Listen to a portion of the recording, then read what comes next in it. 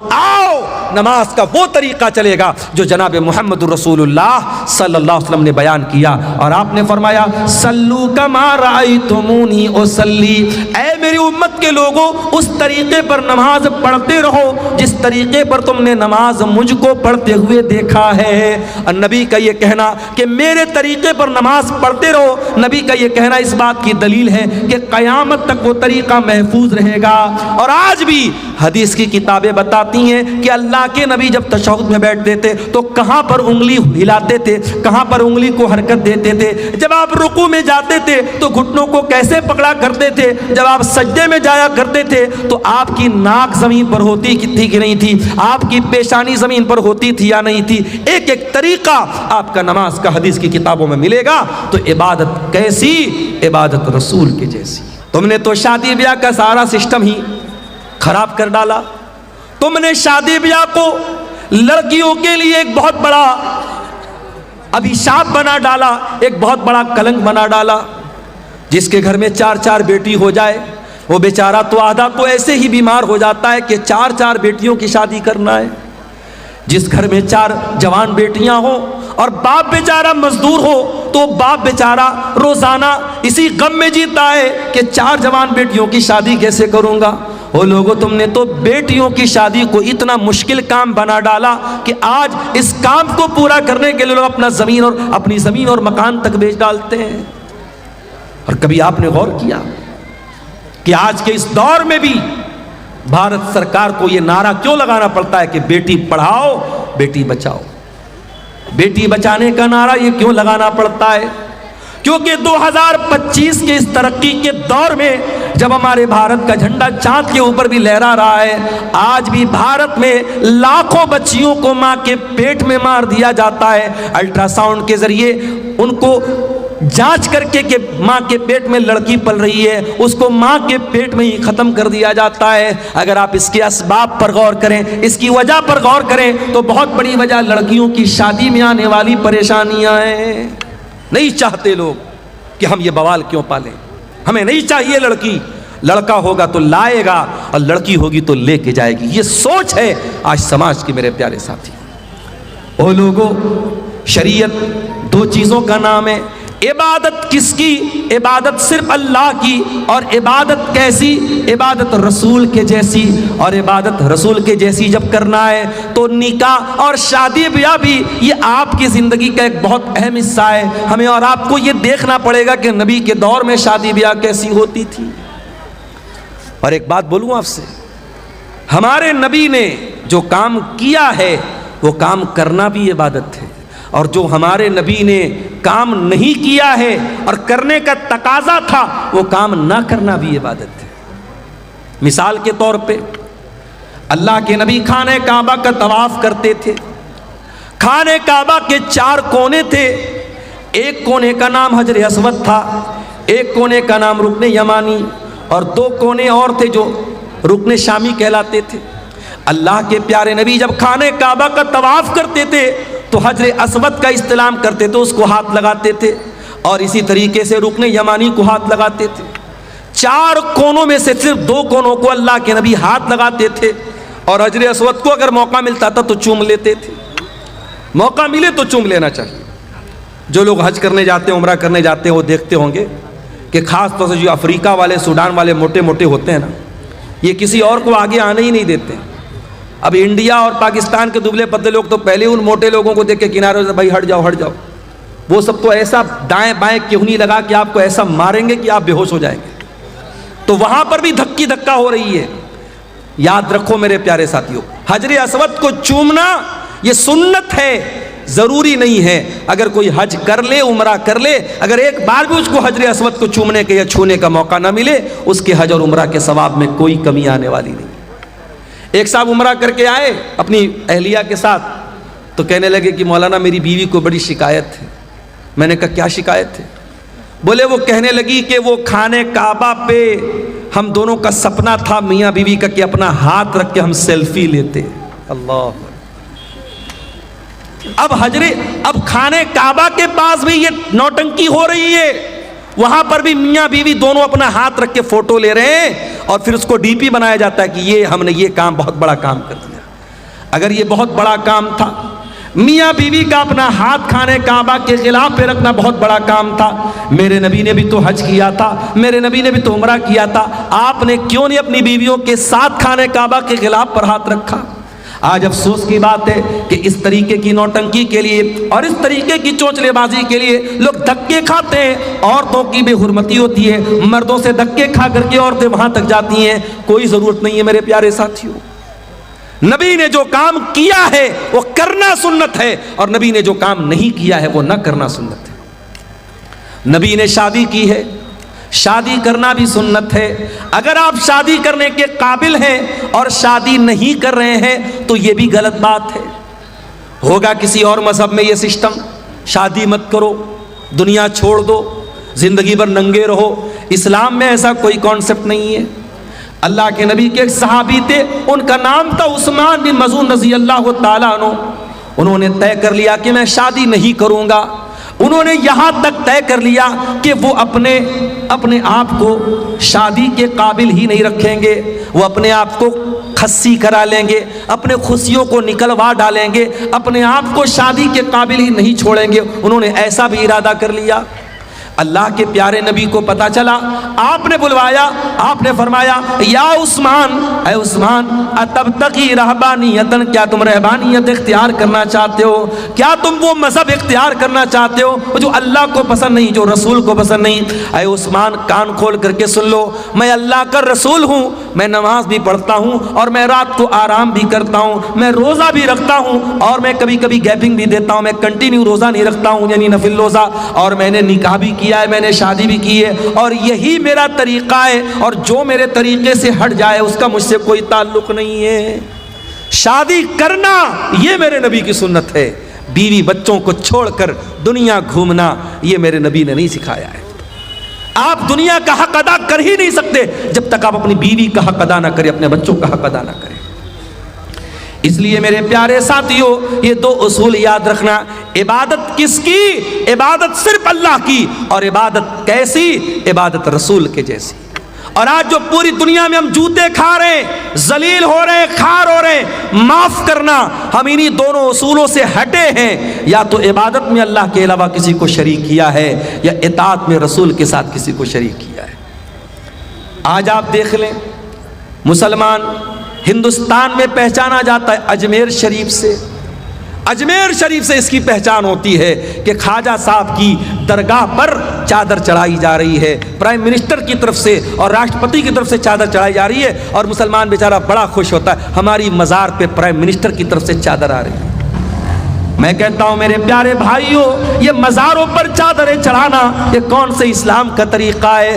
ارے تیری قوم کے کتنے لوگ ننگے سو رہے ہیں، کتنے تیرے قوم کی بچیوں کے تن پر آج ڈھانپنے کو کپڑا نہیں ہے، اور تو اللہ کے ولیوں کے انتقال کے بعد ان کی قبروں پر چادر چڑھا رہا ہے۔ اور آپ جا کے پتہ لگا لیجئے گا، درگاہوں پہ چڑھنے والی یہ چادریں یہ روٹیٹ ہوتی رہتی ہیں، جو چادر آپ چڑھاتے ہیں وہی چادر مارکیٹ میں بکتی ہے اور دوبارہ پھر چڑھائی جاتی ہے، روٹیشن چلتا رہتا ہے، یہ ایک دھندا بن چکا ہے۔ اسلام میں نہ تو کوئی پکی قبر کی اجازت ہے اور نہ کسی قبر کے اوپر چادر چڑھانے کی اجازت ہے۔ اسلام قبر پرستی کا مذہب نہیں ہے۔ ہمارے پیارے نبی نے اپنے انتقال کے پہلے اپنی امت کو خبردار کیا تھا، لعن اللہ الیہود والنصارى اتخذوا قبور انبیائہم مساجد، اللہ کی لعنت ہو یہودیوں کے اوپر اور عیسائیوں کے اوپر، انہوں نے اپنے نبیوں کی قبروں کو سجدہ کرنے کی جگہ بنا لیا۔ قبروں کو سجدہ گاہ بنا لینا یہ لعنتی لوگوں کا طریقہ ہے، یہ یہود و نصارہ کا طریقہ ہے۔ میرے پیارے ساتھی، آج مسلمان قبر پرستی سے پہچانا جاتا ہے۔ آج مسلمانوں کے بچوں کے ہاتھ میں اور گلے میں تعویذ یہ پہچان ہے کہ وہ مسلمان کا بیٹا ہے۔ ارے تیرے نبی نے تو کبھی تعویذ نہیں پہنا، تیرے نبی نے حسن و حسین کو دعائیں پڑھ کے دم کیا، کبھی حسن و حسین کے گلے میں تعویذ نہ ڈالا، کبھی صحابہ نے اپنے بچوں کے گلے میں تعویذ نہ ڈالا۔ تجھے شارٹ کٹ چاہیے، تو نے اسلام کا شارٹ کٹ بنا ڈالا، تو نے نظر بد سے بچنے کے لیے اور جادو سے بچنے کے لیے اپنے بچوں کے گلے میں تعویذ ڈال دیا، اور تو نے قرآن، لوگ کہتے ہیں مولانا صاحب تعویذ کے اندر قرآن لکھا رہتا ہے، کبھی جاگ کے دیکھ لینا، یہ تعویذ کو میں نے کھول کے دیکھا ہے، کوئی قرآن وران نہیں لکھا رہتا ہے۔ तावीज़ के अंदर कुरान नहीं, शिरकिया चीज़ें लिखी रहती हैं। या जिब्रील, या मीकाईल, या इसराफील, फरिश्तों को पुकारा जाता है, फरिश्तों को अल्लाह के सिवा पुकारा जाता है। और अगर 2 मिनट के लिए मान भी लिया जाए कि तावीज़ के अंदर कुरान लिखा है, तो कुरान तावीज़ में आप पहने हुए हैं, उसी हालत में बीवी से मुलाकात कर रहे हैं, उसी हालत में लेटरिन में जा रहे हैं, उसी हालत में बाथरूम में जा रहे हैं, क्या ये कुरान की बेहुरमती नहीं है? क्या ये कुरान का अपमान नहीं है? मेरे प्यारे साथियों, हर उस अमल से बचो जो अल्लाह की तौहीद से टकराने वाला हो। याद रखो मेरे भाइयों, अगर तौहीद गड़बड़ है, अल्लाह के हम कभी कामयाब नहीं हो सकते। इसलिए कि अल्लाह कुरान में कहता है, इन्नहु मन युशरिक बिल्लाहि फक़द हर्रमल्लाहु अलैहिल जन्ना, जो अल्लाह के साथ शिर्क करेगा उसके ऊपर अल्लाह ने जन्नत को हराम कर दिया है। व मअवाहुन नार, और ऐसे इंसान का ठिकाना जहन्नम है। व मा लिज़्ज़ालिमीन मिन अंसार, और शिर्क करने वालों का कोई मददगार नहीं होगा, मुशरिक का कोई मददगार नहीं होगा। लोग कहते हैं ना, सरकार का दामन पकड़ लेंगे, सरकार का दामन पकड़ लेंगे। अरे नबी का दामन और नबी की शफाअत किसी मुशरिक को नसीब नहीं होगी। अल्लाह के प्यारे नबी फरमाते हैं, क़यामत के दिन मैं उसी के हक में शफाअत करूंगा जो मेरी तौहीद पर कायम, जो अल्लाह की तौहीद पर कायम होगा, जो ला इलाहा इल्लल्लाह के ऊपर कायम रहेगा। इसीलिए तौहीद की हिफाजत करो मेरे प्यारे साथियों, मरते दम तक कभी शिर्क न करना। ला तुशरिक बिल्लाह, अल्लाह के नबी ने मुआज़ इब्न जबल को वसीयत की थी, ऐ मुआज़ इब्न जबल, अल्लाह के साथ किसी को शरीक मत करना। व इन कुतिलता औ हुर्रिकता, तुम्हें कत्ल कर दिया जाए, तुम्हें जला दिया जाए, जल जाना, कत्ल हो जाना, मगर अल्लाह की ज़ात के साथ किसी को शरीक न करना, शिर्क मत करना। मेरे प्यारे साथियों, अपनी पेशानी को अल्लाह के सिवा किसी और के दर पे मत झुकाना। और याद रखो, अगर ये शिर्क हो गया और बगैर तौबा किए इंसान दुनिया से चला गया, तो अल्लाह क्या उसकी माफ़ी नहीं है। इन्नल्लाह ला यग़फ़िरु अन युशरक बिही व यग़फ़िरु मा दून ज़ालिका लिमन यशा, जो दुनिया से शिर्क करके चला गया और शिर्क की हालत में मर गया, अल्लाह फरमाता है उस मुशरिक की हम मग़फ़रत नहीं करेंगे, मुशरिक की अल्लाह ताला के माफ़ी नहीं। अच्छा, मैं एक मिसाल से बात करता हूँ। मकान आपका है, घर आपका है, कोई दूसरा आकर के आपके मकान पे कब्जा कर ले और आपके मकान को अपना मकान कहे, क्या आप गवारा करेंगे? आपकी बीवी निकाह आप करके लाए और आपके बजाय किसी और को शौहर माने, क्या आप गवारा करेंगे? नहीं नहीं, मेरी बीवी है, मेरे अलावा किसी और को नज़र भर के देखे हम तो ये भी गवारा नहीं करेंगे। जब हमारी गैरत ये तकाजा करती है कि जो चीज़ हमारी है उस पर किसी और का हक ना हो, अल्लाह तो हमसे ज़्यादा गैरत वाला है, अल्लाह तो सबसे ज़्यादा गैरत वाला है। अल्लाह की गैरत को गवारा नहीं है कि इबादत में अल्लाह के साथ किसी को शरीक किया जाए। तो इबादत किसकी? इबादत सिर्फ अल्लाह की। अब आओ जरा दूसरे सवाल पर हम गौर करें, इबादत कैसी? इबादत रसूल के जैसी। आज एक नमाज आप पढ़ते हैं, किसी मस्जिद में चले जाओ, कोई सीने पर हाथ बांध रहा है, दूसरी मस्जिद में चले जाओ, नाफ के नीचे हाथ बांध रहा है, तीसरी मस्जिद में चले जाओ, हाथ छोड़ के नमाज पढ़ रहा है। एक नमाज इस्लाम की इबादत है, 36 तरीके से नमाज पढ़ी जा रही है, हर मस्जिद में एक नया तरीक़ा है। एक मस्जिद में गए, अस्सलामु अलैकुम व रहमतुल्लाह, अस्सलामु अलैकुम व रहमतुल्लाह कहने के बाद इमाम साहब और मुक्तदी लोग ज़ोर से कहते अल्लाहु अकबर, अस्तगफिरुल्लाह अस्तगफिरुल्लाह अस्तगफिरुल्लाह। दूसरी मस्जिद में गए, इमाम ने सलाम फेरा, जल्दी से हाथ उठाया, इमाम दुआ करने लगा, पीछे मुक्तदियों ने भी हाथ उठाया और इमाम की दुआ पर आमीन कहा। नमाज के तरीक़े में इतना मतभेद क्यों है? नमाज के तरीक़े में इतना फ़र्क क्यों है? क्यों अपने अपने मसलक की तरीके की नमाजें बना के आपने रखी हैं? आओ मेरे प्यारे साथियों, आज इस स्टेज से, मदरसा इस्लाहिया के इस स्टेज से आपको इत्तिहाद की दावत देता हूँ, आपको एकता की दावत देता हूँ। आओ, नमाज का वो तरीका चलेगा जो जनाब मुहम्मद रसूलुल्लाह सल्लल्लाहु अलैहि वसल्लम ने बयान किया। और आपने फरमाया सल्लू कमा रायतुमूनी उसल्ली, ऐ मेरी उम्मत के लोगों, उस तरीके पर नमाज पढ़ते रहो जिस तरीके पर तुमने नमाज मुझको पढ़ते हुए देखा है। और नबी का ये कहना कि मेरे तरीके पर नमाज पढ़ते रहो, नबी का ये कहना इस बात की दलील है कि क़यामत तक वो तरीका महफूज रहेगा। और आज भी हदीस की किताबें बताती हैं कि अल्लाह اللہ کے نبی جب تشہد میں بیٹھتے تھے تو کہاں پر انگلی ہلاتے تھے, کہاں پر انگلی کو حرکت دیتے تھے. جب آپ رکوع میں جاتے تھے تو گھٹنوں کو کیسے پکڑا کرتے تھے. جب آپ سجدے میں جایا کرتے تھے تو آپ کی ناک زمین پر ہوتی تھی کہ نہیں تھی, آپ کی پیشانی زمین پر ہوتی تھی یا نہیں تھی. ایک ایک طریقہ آپ کا نماز کا حدیث کی کتابوں میں ملے گا. تو عبادت کیسی؟ عبادت رسول کے جیسی.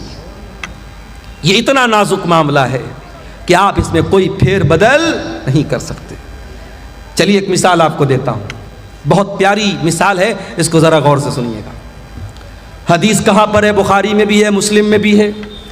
راوی کون ہے؟ برا ابن عازب. کہتے اللہ کے پیارے نبی نے مجھ سے فرمایا, اذا اتیت مضجعک, اے برا جب تم بستر پہ سونے جاؤ تو پہلے تم وضو کر لیا کرو.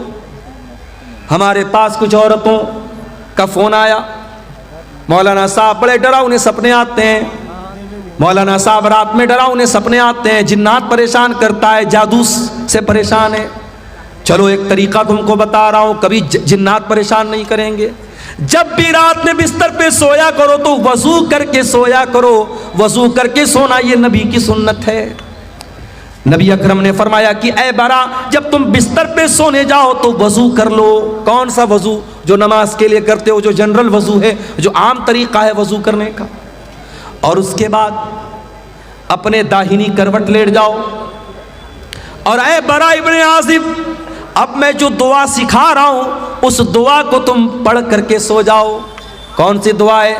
اللہم اسلمت نفسی الیک وفوضت امری الیک والجات ظہری الیک رغبتا ورہبتا الیک لا ملجا ولا منجا منک الا الیک آمنت بکتابک الذی انزلت وبنبیک الذی ارسلت.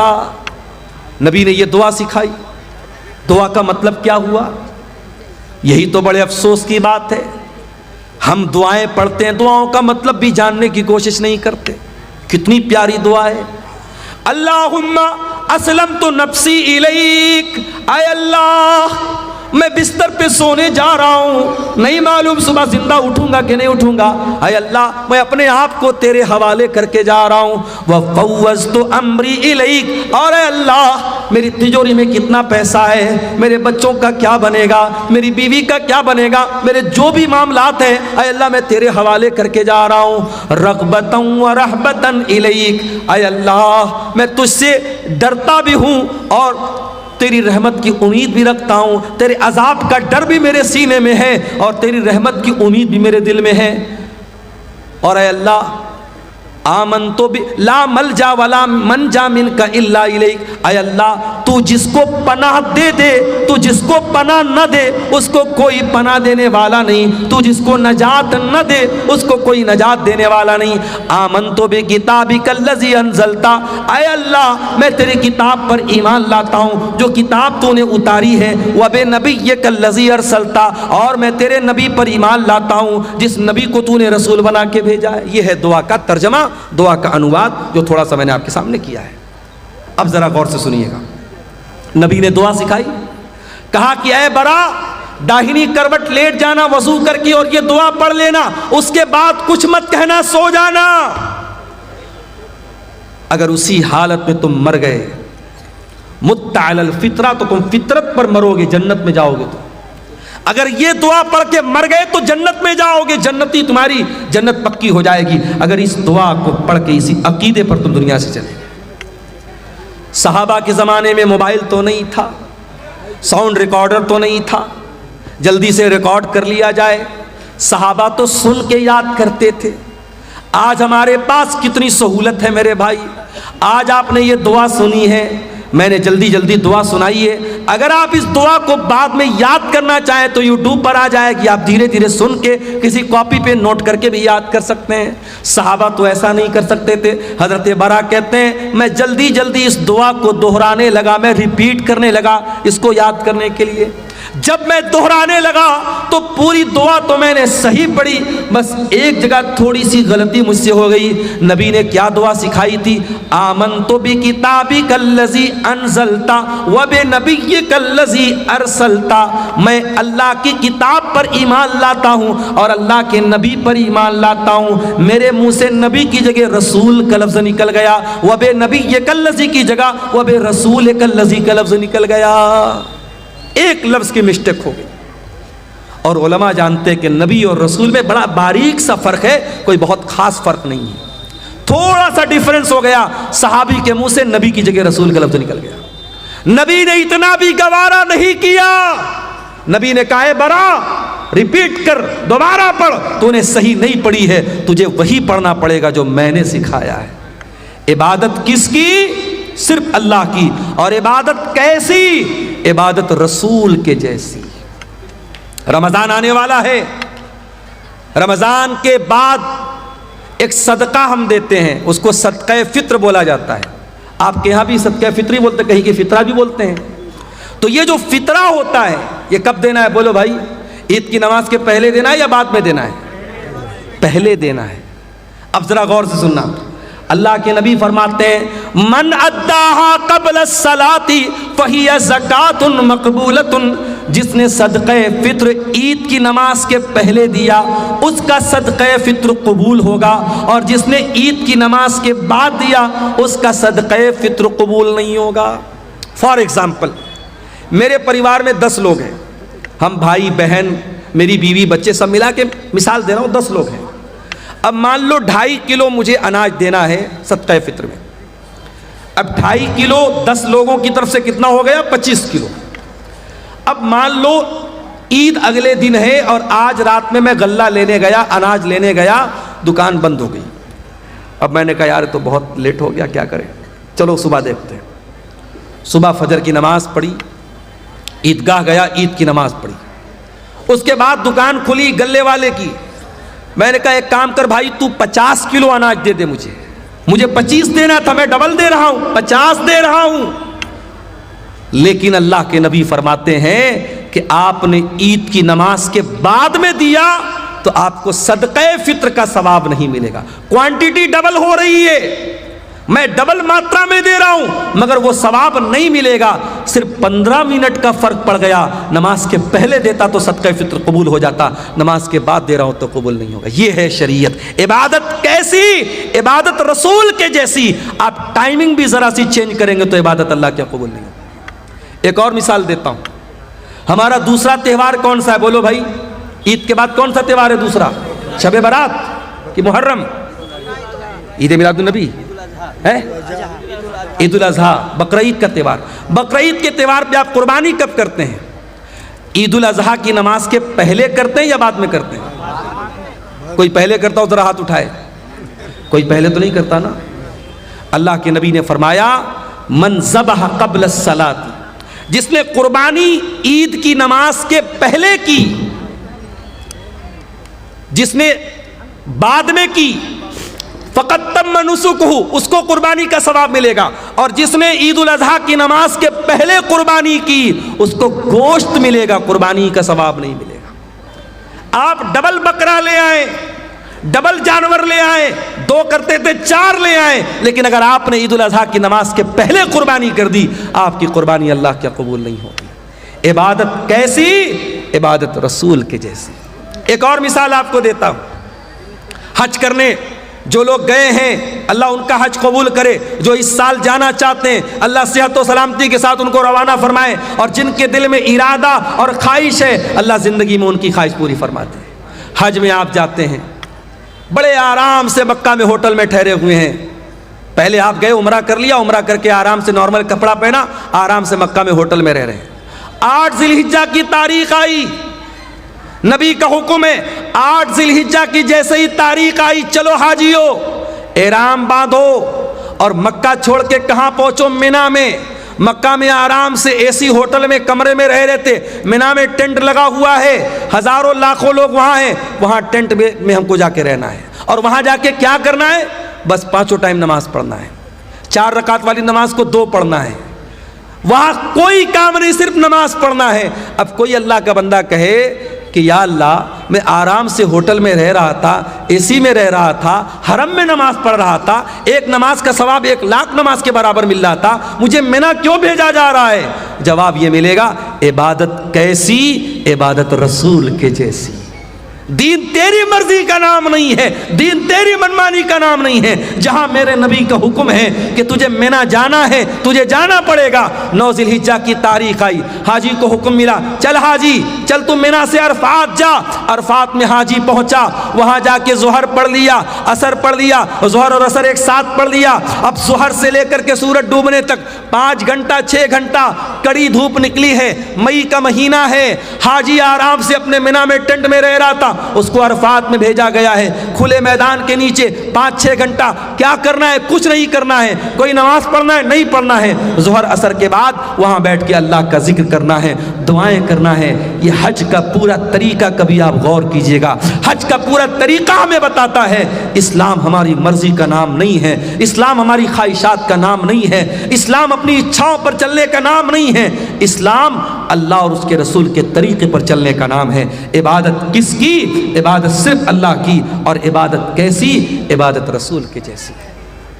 میرے عزیزو، آج افسوس کی بات ہے کہ مسلمان اپنے آپ کو مسلمان بھی کہتا ہے، نبی کا کلمہ پڑھنے والا بھی کہتا ہے، اور دین میں منمانی کرتا ہے، دین میں نئی نئی بدعتیں نکالتا ہے۔ مسلمان بھول گیا، اس کے نبی اپنے ہر خطبے میں کہتے تھے وَشَرَّ الْأُمُورِ مُحْدَثَاتُهَا وَكُلُّ مُحْدَثَةٍ بِدْعَةٌ وَكُلُّ بِدْعَةٍ ضَلَالَةٌ وَكُلُّ ضَلَالَةٍ فِي النَّارِ۔ دین کے اندر ہر نیا کام بدعت ہے، اور ہر بدعت گمراہی ہے، اور ہر گمراہی جہنم میں لے کر کے جانے والی ہے۔ یہ بدعتیں ہمارا دنیا میں بھی جینا حرام کر رہی ہیں۔ ابھی میں نوگچھیا سے آپ کے کٹیہار آ رہا تھا، مجھے کسی نے بتایا وہاں پہ کوئی عرس ہو رہا ہے۔ عرس جانتے ہو؟ عرس کیا ہوتا ہے بھائی؟ عرس وہ تاریخ ہوتی ہے جس تاریخ میں جس کی مزار ہے، جس کی قبر ہے، اس کا انتقال ہوا ہے، اس کے انتقال پر غم نہیں منایا جاتا، عرس منایا جاتا۔ کیوں؟ یہ عقیدہ رکھا جاتا ہے کہ اللہ کا ولی جس دن اس کا انتقال ہوا اس کی تو سہاگ رات ہے، نعوذ باللہ۔ عرس کے معنی، یہ میں غلط ترجمہ نہیں کر رہا ہوں، عرس دلہن سے بنا، عریس سے بنا ہے، گویا کہ وہ اللہ سے ملاقات کر رہا ہے، اپنے محبوب سے مل رہا ہے، اس کی شادی کی رات ہے، اس خوشی میں عرس منایا جاتا ہے۔ استغفر اللہ، یہ ہے عرس کی حقیقت۔ اور مسلمان آج عرس منا رہا ہے، پورا نوگچھیا کا پورا روڈ جام ہے۔ میرے پیارے ساتھیوں، یہ بدعتیں ہمارا جینا حرام کرتی ہیں۔ آج آپ دیکھ لو، اسلام کے اوپر عمل کرنے میں کوئی ٹریفک جام نہیں ہوتا، اسلام پر عمل کرنے میں کسی کے لیے کوئی مسئلہ کھڑا نہیں ہوتا۔ مسئلہ تب کھڑا ہوتا ہے جب ہم بدعت و خرافات میں مبتلا ہوتے ہیں۔ اور علامہ اقبال نے صحیح کہا تھا، یہ امت روایات میں کھو گئی، حقیقت خرافات میں کھو گئی۔ میرے بھائیوں، بدعت سے بچو۔ اور آخری بات بیان کر کے بات ختم کر رہا ہوں، یہ بدعت جو ہوتی ہے یہ آخرت میں بھی بہت گھاٹے کا سودا بنے گی، آخرت میں بھی بہت نقصان پہنچائے گی۔ اللہ کے نبی جب قیامت کے دن اپنے امتیوں کو کوثر کا جام پلائیں گے تو کچھ ایسے لوگ آئیں گے جن کے ہاتھ اور پیر چمک رہے ہوں گے وضو کی وجہ سے، وضو کی وجہ سے ان کے ہاتھ پیر چمک رہے ہوں گے۔ اللہ کے نبی ان کو کوثر کا جام پلانا چاہیں گے، فرشتے کہیں گے اللہ کے نبی آپ ان کو نہیں پلا سکتے۔ اللہ کے نبی کہیں گے یہ تو میری امت کے لوگ ہیں، یہ تو میرے ماننے والے لوگ ہیں، میرا کلمہ پڑھنے والے لوگ ہیں۔ آپ فرمائیں گے کیوں ان کو مجھے تم کوثر کا پانی نہیں پلانے دے رہے ہو فرشتوں؟ کیا بات ہے؟ فرشتے کیا جواب دیں گے؟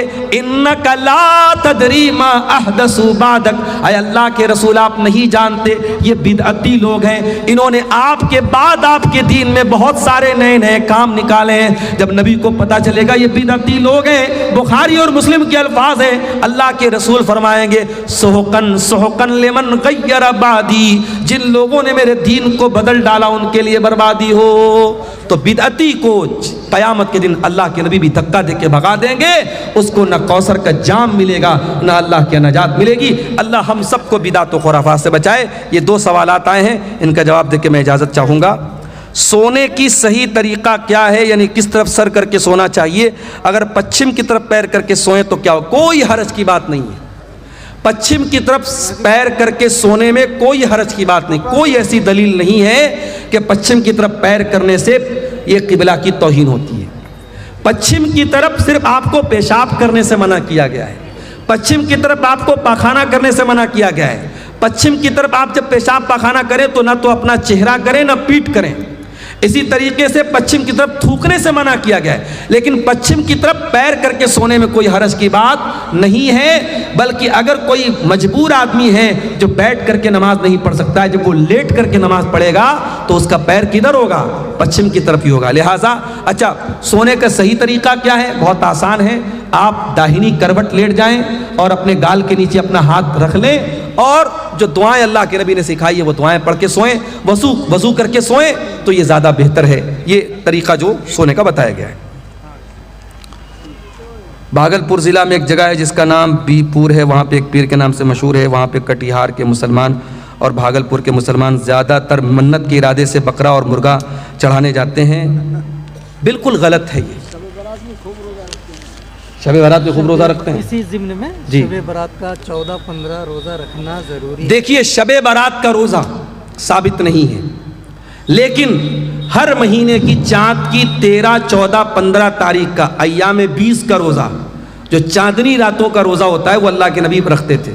تو اگر آپ ہر مہینے رکھتے تھے تو شعبان میں بھی رکھیے، اگر شعبان میں آپ رکھنا چاہتے ہیں 13، 14، 15 کا آپ روزہ رکھ سکتے ہیں، لیکن خاص 15 شعبان کا شب برات کا روزہ بالکل غلط ہے، اس کا کوئی ثبوت نہیں ہے۔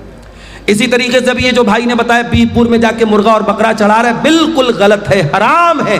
وما اہل بہ لغیر اللہ، اللہ کے سوا کسی اور کے نام سے اگر جانور ذبح ہو رہا ہے شرک ہے، نہ تو اس جانور کا گوشت کھانا جائز ہے اور ایسا کرنا اللہ کے ساتھ شرک کرنا ہے۔ جس طریقے سے نماز عبادت ہے، روزہ عبادت ہے، اسی طریقے سے جانور ذبح کرنا بھی عبادت ہے۔ جانور آپ صرف اللہ کے نام سے ہی ذبح کر سکتے ہیں۔ اسی لیے جو میک ڈونلڈ میں جا کے چکن کھاتے ہو پتہ لگا لو کہ وہ ذبح والا جانور ہے کہ نہیں ہے۔ اگر میک ڈونلڈ میں جھٹکا والا ہے یا مشین کے ذریعے کاٹا گیا جانور ہے، اللہ کا نام نہیں لیا گیا ہے، تو وہ چکن اور مٹن آپ کے لیے کھانا جائز نہیں۔ جہاں بھی ہوٹل میں کھانا کھاؤ تحقیق کر لو، اگر اطمینان نہیں ہے تو ویج کھا لو، نان ویج مت کھاؤ، کوئی ایسا گوشت مت کھاؤ جس کے بارے میں ڈاؤٹ ہے کہ اس پر اللہ کا نام لیا گیا یا نہیں لیا گیا ہے۔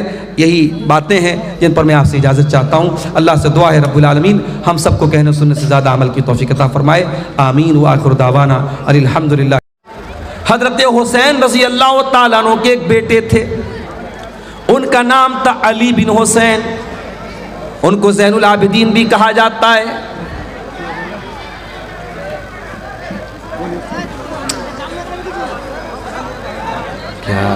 پنڈال سے آپ لوگ اٹھے نہیں، شانتی بنائے رکھیں، بیٹھیں۔ ہم لوگ رضاکار حضرات دیکھنے کے لیے ہیں، وہ لوگ دیکھیں گے، آپ حضرات ماحول کو نہ بگاڑیں، بیٹھ جائیں۔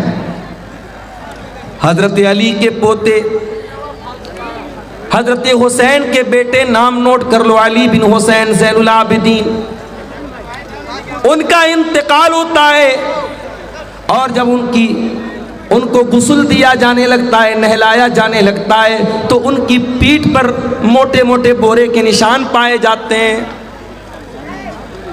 نہلانے والے پریشان، یہ تو اللہ کے نبی کے خاندان سے ان کا تعلق تھا، یہ تو نبی کے نواسے تھے، یہ تو نبی کے نواسے کے بیٹے تھے، ان کی پیٹھ پر یہ بورے کے نشان کیوں پائے گئے ہیں؟ ایسا یہ کون سا کام کرتے تھے کہ ان کی پیٹھ کے اوپر موٹے موٹے نشان پائے گئے؟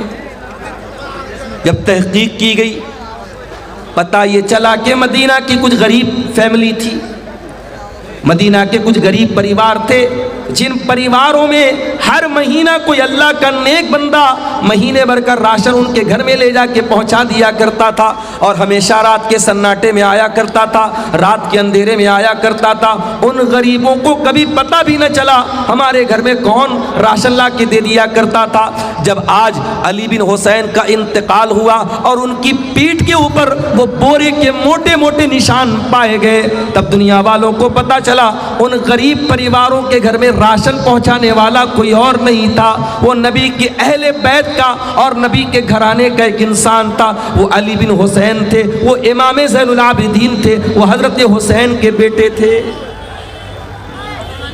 تو نیکی اللہ کے یہاں وہی قبول ہوگی جو صرف اللہ کے لیے کی جائے، یہاں تک کہ اللہ کی راہ میں شہید ہو جانے والا، یہاں تک کہ رات دن قرآن پڑھنے پڑھانے والا اور یہاں تک کہ اپنا مال اللہ کی راہ میں خرچ کرنے والا۔ ابو ہریرہ رضی اللہ عنہ کی روایت ہے ترمذی کے اندر، اللہ کے نبی فرماتے ہیں قیامت کے دن سب سے پہلے جہنم کی آگ میں 3 لوگوں کو ڈالا جائے گا۔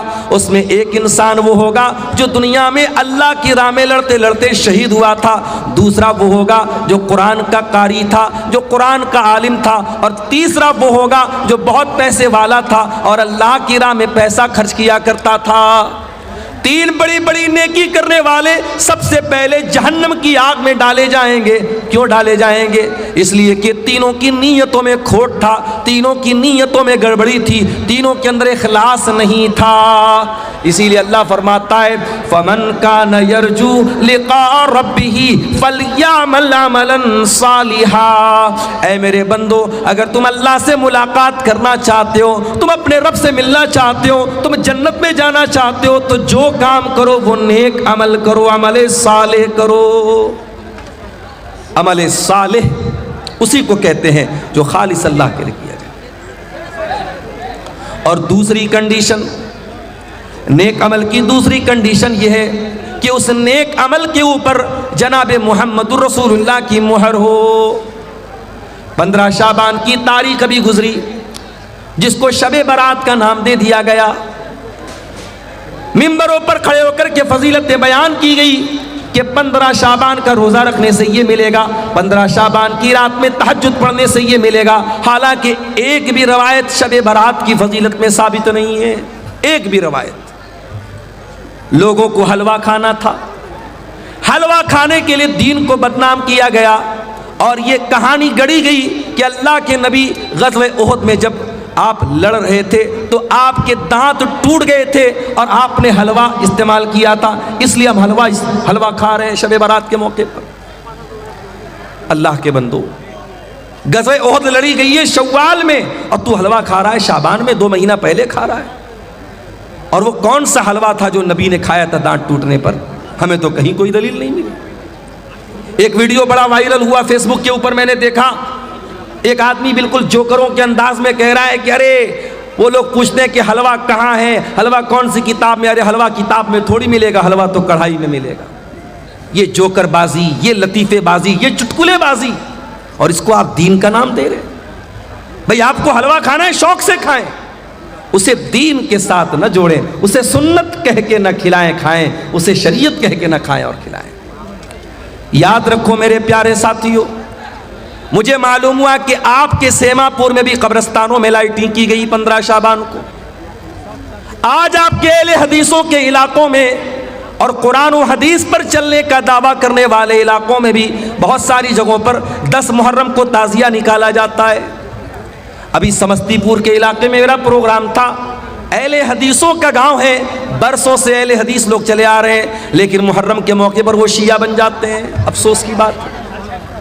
اس کا مطلب یہ ہوا کہ ہم نے دین کو قرآن و حدیث سے نہیں سیکھا، ہم نے سماج میں جو دیکھا اس پہ عمل کرنے لگے۔ میرے پیارے ساتھیوں، نیکی وہ نہیں ہے جسے ہمارے باپ دادا نیکی سمجھتے تھے، نیکی وہ نہیں ہے جسے سماج نیکی سمجھتا تھا، نیکی وہ ہے جسے اللہ نے نیکی قرار دیا ہے، نیکی وہ ہے جسے رسول نے نیکی قرار دیا ہے۔ کیا کر رہے بھائی جلسہ کے رضاکار لوگ؟ خاموش کراؤ بھائی، کیوں جلسے کا ماحول خراب کر رہے؟ رضاکار حضرات سے گزارش ہے کہ ماحول کو شانت کریں، اگر کوئی معاملہ ہے تو آپ لوگ اس کو سنجیدگی سے حل کرنے کی کوشش کریں۔ سامعین حضرات سے گزارش ہے کہ آپ لوگ بیٹھ جائیں، ماحول کو خراب نہ کریں۔ شیخ کا خطاب ہو رہا ہے اور بہت خرچ کر کے اور بہت محنت کے بعد پروگرام ہوتا ہے، اپنے ہی جلسے کو برباد کر رہے ہیں۔ آپ لوگ اپنے جلسے کو برباد کر رہے ہیں۔ آپ حضرات سے گزارش ہے، رضاکار حضرات آپ حضرات سے گزارش ہے کہ ماحول کو شانت کریں اور سامعین کو بیٹھائیں۔ اللہ کے واسطے خاموشی کے ساتھ، سکون کے ساتھ بیٹھیں۔ میں بہت لمبی تقریر نہیں کروں گا، بڑے پوائنٹ کی باتیں آپ کے سامنے بیان کر کے انشاءاللہ جاؤں گا۔ میرے پیارے ساتھیوں، نیک عمل اس کو کہتے ہیں جس کو اللہ نے نیک کہا ہو، جس کو رسول نے نیک کہا ہو، جس کے اوپر اللہ اور اس کے رسول کی مہر لگی ہو۔ کبھی آپ نے غور کیا، نماز 5 ٹائم کی ہم پڑھتے ہیں، کوئی اللہ کا بندہ ہے اور چھٹے ٹائم کی نماز پڑھنے لگے تو ہم کہیں گے بھائی یہ کہاں سے آ گئی؟ وہ کہے گا میں نماز پڑھ رہا ہوں، کون سی غلط بات ہے؟ تو ہم پوچھیں گے تو نماز پڑھ رہا ہے لیکن اس کی دلیل کیا ہے، اس کا ثبوت کیا ہے؟ شریعت کے نام پہ اور دین کے نام پہ جب کوئی آپ کام کریں گے تو یہ پوچھا جائے گا کہ دلیل کہاں ہے، ثبوت کہاں ہے۔ ہاں جب دنیا کا کوئی کام کریں گے، جب آپ دنیا کی کوئی چیز، کوئی نئی ڈش بنا کے کھائیں گے، کوئی نیا کپڑا پہنیں گے، کوئی نیا کاروبار کریں گے، تب یہ سوال پوچھا جائے گا کہ منع کہاں ہے۔ لیکن جب آپ عبادت سمجھ کر کے اور دین سمجھ کر کے اور ثواب سمجھ کر کے کوئی کام کریں گے تب پوچھا جائے گا کہ یہ ثابت کہاں ہے۔ رجب کی 27 تاریخ آتی ہے، بہت سارے علاقوں میں اس تاریخ کو شب معراج منائی جاتی ہے۔ میرے پاس بھی واٹس ایپ پر میسج آیا، مولانا صاحب آج کی رات کیا کوئی خاص عبادت ہے؟ کیا 27 رجب کو کوئی خاص روزہ رکھنا ہے؟ میں نے کہا اللہ کے بندو، 27 رجب کی تاریخ نبی کے معراج کی تاریخ ہے ایسا سمجھنا بھی بے وقوفی ہے، کیونکہ سیرت نگاروں نے لکھا ہے، علماء نے لکھا ہے، تاریخ لکھنے والوں نے لکھا ہے۔ آپ سیرت کی کوئی بھی معتبر کتاب اٹھائیں، تمام علماء نے لکھا ہے کہ اللہ کے پیارے رسول کو کون سے سال میں معراج ہوئی یہ بھی کنفرم نہیں ہے، کون سے مہینے میں معراج ہوئی یہ بھی کنفرم نہیں ہے۔ نہ سال کنفرم ہے نہ مہینہ کنفرم ہے، اور آپ نے تاریخ متعین کر لی اور اس کی فضیلت بھی بنا ڈالی۔ ربیع الاول کا مہینہ آتا ہے اور 12 ربیع الاول کی تاریخ کو نبی کی پیدائش کا جشن منایا جاتا ہے۔ لوگ سڑکوں پر بڑے بڑے ڈی جے لے کر کے نکلتے ہیں، جوان جوان لڑکیاں سج سور کر کے نکلتی ہیں، نوجوان لڑکے بھی ٹوپی لگا لگا کر کے نکلتے ہیں، جھوم جھوم کر کے نبی کی نعتیں پڑھتے ہیں، اور یہ سمجھ کر کے یہ کام کیا جاتا ہے کہ ہم نبی سے بہت پیار کرنے والے اور نبی سے بہت محبت کرنے والے ہیں۔ یاد رکھو میرے پیارے ساتھیوں، ہم نبی سے جتنا بھی محبت کا دعویٰ کر لے، ہم ابو بکر سے زیادہ تو نبی سے پیار نہیں کرتے، ہم عمر سے زیادہ تو نبی سے پیار نہیں کرتے، عثمان سے زیادہ تو نبی سے محبت نہیں کرتے، ہم علی سے زیادہ تو نبی سے محبت نہیں کر سکتے، ہم صحابہ سے بڑھ کر کے نبی سے پیار نہیں کر سکتے۔ جب صحابہ نے نہ کوئی جلوس نکالا ہے نہ کوئی جشن منایا ہے، ہر سال ربیع الاول آتا رہا، 12 تاریخ آتی رہی، جب صحابہ نے کوئی جشن نہیں منایا، اس کا مطلب کہ یہ جو دین سمجھ کر کے آپ 12 ربیع الاول کو منا رہے ہیں یہ میڈ ان انڈیا ہے، یہ دین میڈ بائی رسول نہیں ہے، میڈ بائی اللہ نہیں ہے، یہ میڈ بائی ہیومن ہے، یہ آپ کے ذریعے بنایا گیا دین ہے، اور جو انسانوں کے ذریعے بنایا گیا دین ہو وہ دین شریعت کے اندر وہ آتھینٹک نہیں ہے، اور شریعت میں اس عمل کو نیک نہیں مانا گیا ہے۔ اسی لیے اللہ فرماتا ہے جس کو اللہ سے ملاقات کرنا ہے فَلْيَعْمَلْ عَمَلًا صَالِحًا، تو وہ جو بھی عمل کرے نیک عمل کرے۔ ایک بات بولوں، اللہ تعالیٰ کے ہاں کوانٹیٹی نہیں دیکھی جائے گی، اللہ کیا کوالٹی دیکھی جائے گی۔ کتنا عمل کر کے آئے ہو اللہ کیا یہ نہیں دیکھا جائے، کیا عمل کر کے آئے ہو اللہ کیا یہ دیکھا جائے۔ بہت نماز پڑھ کے آئے لیکن سنت کے خلاف پڑھ کے چلے آئے۔ ابھی آپ بنگلہ دیش کا ایک ویڈیو شاید آپ نے دیکھا ہوگا، ایک مولوی صاحب مائک پر بیٹھے اور اللہ اللہ اللہ کر رہے ہیں، پبلک جھوم رہی ہے، اس کو بھی دین سمجھ کے کیا جا رہا ہے، اس کو بھی شریعت سمجھ کر کے کیا جا رہا ہے۔ یاد رکھو میرے پیارے ساتھیوں، آپ کے عمل کی کوانٹیٹی اللہ تعالیٰ کیا نہیں دیکھی جائے گی، آپ کے عمل کی کوالٹی دیکھی جائے گی۔ اسی لیے اللہ تعالیٰ قرآن کے 29ویں پارے میں فرماتا ہے الذی خلق الموت والحیات لیبلوکم ایکم احسن عملا، اللہ نے موت کو پیدا کیا، اللہ نے زندگی کو پیدا کیا تاکہ اللہ تمہارا امتحان لے کہ کون بہتر عمل کرتا ہے، کون اچھا عمل کرتا ہے۔ اللہ نے یہ نہیں کہا کون زیادہ عمل کرتا ہے، اللہ نے کہا ہم آزمانا چاہتے کہ کون اچھا عمل کرتا ہے۔ تو یہ پہلی کنڈیشن ہے، اللہ کے یہاں کامیاب ہونا ہے تو پہلی کنڈیشن کیا ہے؟ آپ عمل کرو، کون سا عمل؟ نیک عمل کرو، عمل صالح کرو، جس کو شریعت نے عمل صالح کہا ہے۔ اور دوسرا کام کیا کرنا ہے؟ وَلَا يُشْرِكْ بِعِبَادَةِ رَبِّهِ أَحَدًا، اور اپنے رب کی عبادت میں کسی کو شریک نہ کرنا، کبھی شرک مت کرنا۔ علامہ ابن تیمیہ کہتے ہیں اس آیت میں اللہ نے 2 سوالوں کا جواب دیا ہے. عبادت کس کی؟ عبادت صرف اللہ کی. اور عبادت کیسی؟ عبادت رسول کے جیسی. اور غور کرو تو پورے اسلام کا خلاصہ، پورے دین کا خلاصہ اور پوری شریعت کا خلاصہ یہی 2 سوالوں کے جواب میں ہے. عبادت کس کی؟ عبادت صرف اللہ کی. اور عبادت کیسی؟ عبادت رسول کے جیسی. اور ہم جو کلمہ پڑھتے ہیں، اسلام میں داخل ہونے کا جو پاسپورٹ اور ویزا ہے، آپ انڈیا سے عمرہ کرنے جانا چاہتے، پاسپورٹ کا ریڈی ہونا ضروری ہے.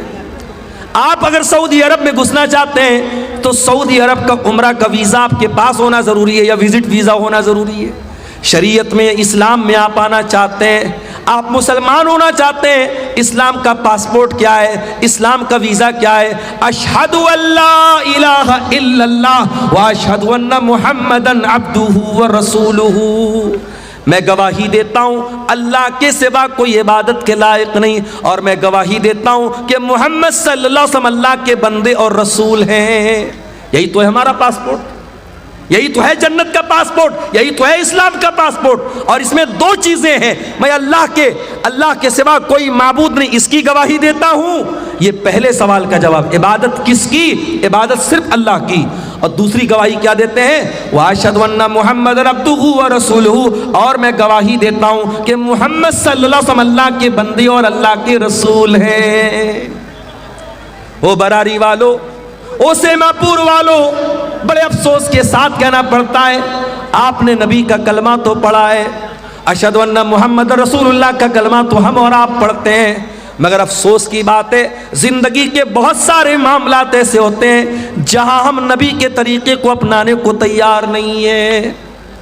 ابھی ایک بھائی مجھ کو ملے، کلیا چک کے رہنے والے، آپ کے اس علاقے میں اکثر آنا جانا ان کا ہوتا ہے. انہوں نے بتایا مولانا ذرا اس پر بھی آپ بولیے گا. آج سیما پور کے اس علاقے میں، اس بستی میں آج بھی لمبا چوڑا جہیز لیا جاتا ہے، تلک لیا جاتا ہے. او مسلمان، تو غریب بیٹی کے باپ سے بھی جہیز کی ڈیمانڈ کر رہا ہے، وہ بیچارہ بینک سے لون لے کر کے تجھ کو جہیز دے رہا ہے، تیری ڈیمانڈ پوری کر رہا ہے، اور تو بڑا سینہ چوڑا کر کے کہتا ہے میں تو اہل حدیث ہوں، میں تو قرآن و حدیث پر چلنے والا ہوں، میں تو اہل حدیث علماء کی تقریریں سنتا ہوں. ارے تو کیسا مسلمان ہے؟ تو کیسا اہل حدیث ہے؟ تو کیسا قرآن و حدیث پر چلنے والا ہے؟ کیا تو نے قرآن کی آیت نہیں پڑھی؟ لقد کان لکم فی رسول اللہ اسوۃ حسنہ. اے مسلمانوں، تمہارے رسول تمہارے لیے نمونہ ہے. اور جب نبی نمونہ ہے تو جس طریقے سے نماز کے لیے نبی نمونہ ہے، روزہ میں نبی نمونہ ہے، حج میں نبی نمونہ ہے، زکوٰۃ میں نبی نمونہ ہے، اسی طریقے سے میرے پیارے بھائیو شادی بیاہ میں بھی نبی نمونہ ہے. نبی نے تو 9 بیویوں کو اکٹھے رکھا نا، نبی نے تو 4 بیٹیوں کی شادی کی نا. مجھے کوئی ایک دلیل لا کے دے دو کہ نبی سے کسی بیٹی کی شادی کے ٹائم نبی سے ڈیمانڈ کی گئی ہو، یا نبی نے اپنی کسی شادی کے ٹائم ڈیمانڈ کی ہو.